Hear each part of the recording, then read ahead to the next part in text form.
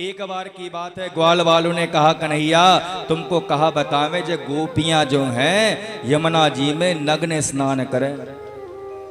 अब तुम बताओ नग्न स्नान करें जे गोपियां और कहीं कोई अनहोनी हो जाए, कोई जानवर आ जाए, कोई पर पुरुष आ जाए, कोई आंधी बिहार आ जावे और एकदम निकलना पड़ जावे तो सब नग्न स्नान कर रही हैं, क्या इनका शील भंग नहीं होगा? क्या इनको कष्ट नहीं होगा किसी प्रकार का? क्या ये असुरक्षित नहीं है? कन्हैया ने कहा ग्वाल वालों कल ही गोपियों को बताएंगे कि ये जो कर रही हैं गलत कर रही हैं। कभी भी बंधुओं किसी भी नदी में, किसी भी तालाब में अथवा कहीं पर भी बिल्कुल नग्न स्नान नहीं करना चाहिए। नदी में तो बिल्कुल नहीं, क्योंकि नदी में, तालाब में अथवा किसी सागर में स्नान करने से अगर नग्न स्नान करते हैं तो जल के देवता का अपमान होता है।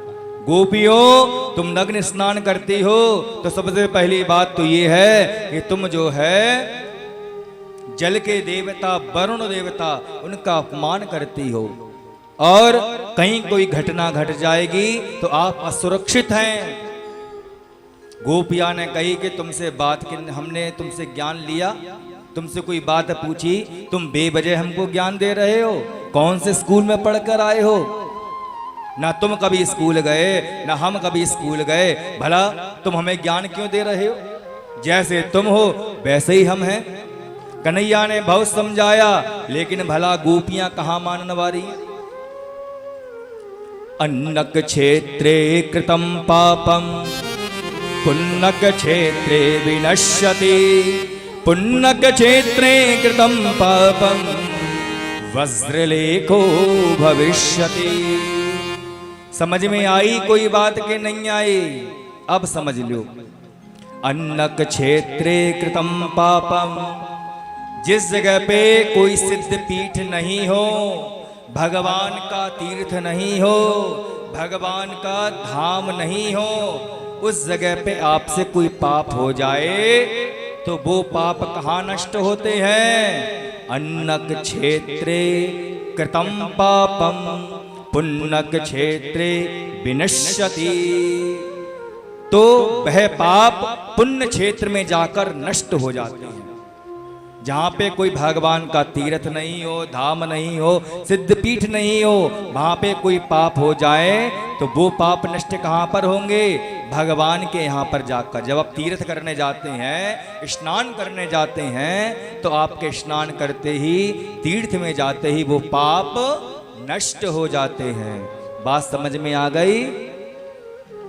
लेकिन पुन्नक क्षेत्रे कृतम पापम वज्रलेखो भविष्यति। लेकिन भगवान के घर पर, भगवान के धाम पर, सिद्ध पीठ में जो पाप करते हैं, कहां कहां पाप करते हैं? कोई सिद्ध पीठ हो, भगवान का धाम हो, किसी तीर्थ में कोई पाप हो जाए तो उन पाप की तो सजा ही मिलती है। वज्रलेखो भविष्यति, वो वज्र की तरह हो जाते हैं वो पाप, उनकी तो सजा ही मिलती है। अब हम सब आप लोग जाते हैं ना गंगा जी में स्नान करने के लिए, यमुना जी में स्नान करने के लिए, तो कई लोगों को तो नियम ही नहीं पता है कि कैसे स्नान करा जाता है, कब स्नान करने जाना चाहिए। इन बातों को कान खोल के सुन लो और चाहो तो मोबाइल में रिकॉर्ड भी कर लो। कॉपी पेन का तो जमाना ही चला गया भैया। याद रह जाए तो बहुत अच्छी बात है। जब कभी भी यमुना जी में, किसी भी तीर्थ में स्नान करने जाओ तो अशुद्ध अवस्था में नहीं जाना चाहिए। क्यों? क्योंकि वो तीर्थ भगवान का मंदिर ही तो है। जो गंगा जी बह रही हैं वो बहता पानी नहीं है, वो गंगा का साक्षात मंदिर ही तो है। यमुना जी में स्नान करने जा रहे हो, वो यमुना जी का साक्षात मंदिर ही तो है। जिस प्रकार मंदिर में अशुद्ध अवस्था में प्रवेश नहीं करना चाहिए, उसी प्रकार अशुद्ध अवस्था में यमुना जी, गंगा जी, किसी भी सागर में स्नान नहीं करना चाहिए। क्योंकि उस अशुद्ध अवस्था है। स्नान करने की इच्छा हो तो पहले घर में नहा कर जाओ। जब नहाकर जाओगे तो बड़े भाव से कपड़ों को उतारो, और संपूर्ण कपड़े नहीं उतारने, क्योंकि नग्न स्नान करना शास्त्र के विरुद्ध है। तट पर पहुंचे तो चप्पलों को दूर उतारने करिएगा। कुछ लोग तो यमुना जी के, गंगा जी के बिल्कुल तले पे चप्पल उतार देते हैं, गलत है बिल्कुल। ये चप्पलों को धोना भी गलत है। पहुंचे तो सबसे पहले उनको प्रणाम करो कि आपकी बड़ी कृपा हुई कि आपने हमको यहाँ बुलाया, क्योंकि मनुष्यों की बस की बात नहीं है।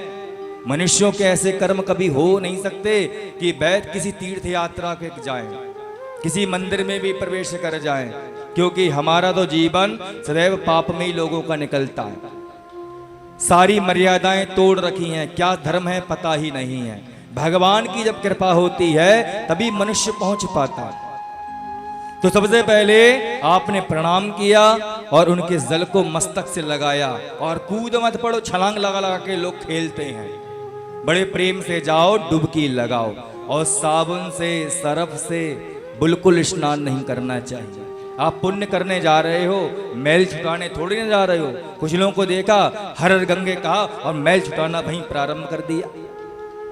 ये पाप ही तो हैं जो अनजान अवस्था में हो जाते हैं। कभी ऐसा ना करो गलती से भी। नदी में जाओ, किसी गंगा जी में, यमुना जी में, अथवा किसी समुद्र में जाओ तो मैल छुटा के बच जाओ। पहले प्रणाम करो और फिर आराम से स्नान करो, डुबकी लगाओ। उसमें खेलो मत, स्विमिंग पूल मत समझो उसके अंदर। लोग तो तरबूज से खेलते हैं, गेंद से खेलते हैं, और कुछ लोग तो इतने महानुभाव हैं, कुरकुरे वहीं खाएंगे पैरों को नीचे लटका के, और वहीं खाए वहीं रैपर को फेंक दिया। पता नहीं समझते क्या ऐसे लोग। ये पाप की ही गिनती है। तो पुण्यक क्षेत्रे कृतम पापम वज्रलेको भविष्यति। जो इस प्रकार के पाप करते हैं उनको उसकी सजा मिलती है, क्योंकि पुण्य क्षेत्र में पाप का कभी भी विनाश नहीं होता, उनकी तो सजा ही है।